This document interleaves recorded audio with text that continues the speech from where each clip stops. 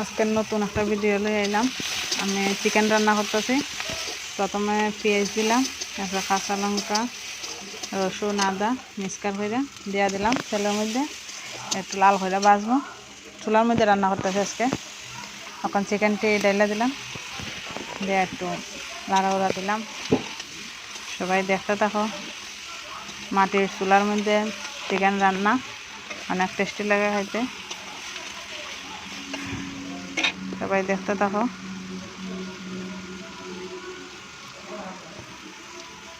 এখানে আলু রাখছি ভাজা, আলুটিও চিকেনের মধ্যে দিয়ে দেব। এখন ডাইকা দিলাম, ডাইকা আগুনটা একটু বাড়াইয়া দিলাম।